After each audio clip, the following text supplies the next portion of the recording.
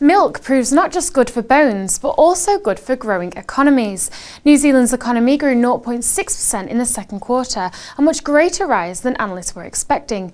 With dairy production among the reasons blamed for this recent rise, I'm joined down the line by global equity analyst Tim Calder of Aviate Global to discuss the jump in figures. Mr. Calder, thank you for joining me. What is behind this recent growth and why was it so much bigger than predicted? Well, I believe it was to do with farm-related exports, and sort of the positive weather that we've been having has pushed that up. You've got to remember that what is often seen as bad weather elsewhere around the world, a lot of rain is very helpful with a relatively warm climate and grass production, which sort of fuels all sort of meat and milk-related exports in that sector. What's the reasons behind New Zealand's recent rise in agricultural production? Was it just the weather, as you've just mentioned, or are there other factors affecting it?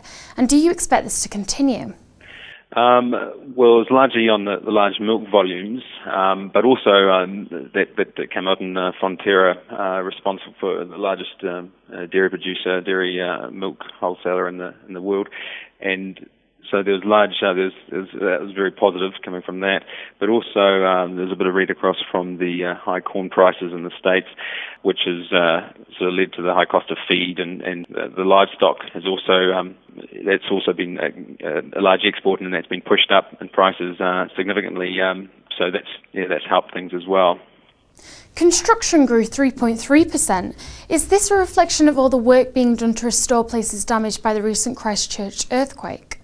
Yeah, it's largely residential construction related. There's obviously a small portion there of industrial construction, but at the moment, Christchurch is only really just beginning the construction phase, and that's only probably just starting to creep in there. But it's also there's sort of a bit of a housing boom at the moment with our relatively low interest rates, and housing investment has gone right up, and we've got Auckland now is sort of fetching the highest prices in NZ, and people are struggling. There's just hardly any listings coming on the market, so developers have been sort of taking the opportunity and speculating on this, and there's been a bit of housing, sort of need for housing, and more of it in Auckland as well. So I think it's a bit of a split between both Christchurch, the redevelopment program that's just starting to kick off, but also just this shortage of houses on the market in Auckland, which is really just pushing up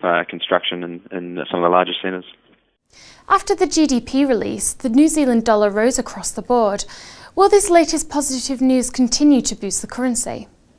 Well, I did notice we've tracked all the major categories, and there has been a bit of a spike there, but I think this is all going to sort of average out a wee bit. We've got, because unfortunately New Zealand, because of its large export sector, we've got high exchange rates. It's only going to sort of disadvantage it in the future. So I think what's going to possibly happen is that you might see them go for a while, but they're going to sort of revise back down to the mean, only because New Zealand will struggle to compete on an international level with our high currency, and given the macro situation in Europe and the US, even if a strong recovery came through, you're going to see New Zealand sort of fall back down to where the Aussie dollar below that of our main trading partner, which is Australia. So it's going to come back down to those levels.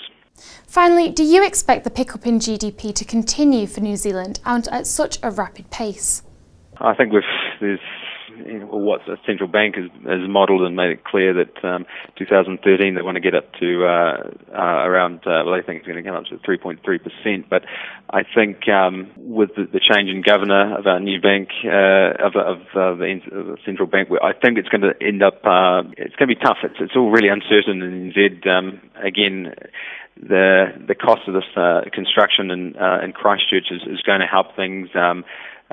Sure, we had a boost to the agricultural sector, but it is also the season for it. I think towards heading into next year, I think again with higher exchange rates, it's going to be a bit of a softening, and just sort of be a bit of pushback in our main trading partners just when it comes to just the high cost of our exports. So in the long term, I think it's fairly uncertain. We're not too sure what's going to happen in that area. Thank you, Mr. Calder, for joining me today. If you want to have your say on the latest news releases and interviews, don't forget you can join in with any of our live daily webinars. Just go to the Dukascopy website.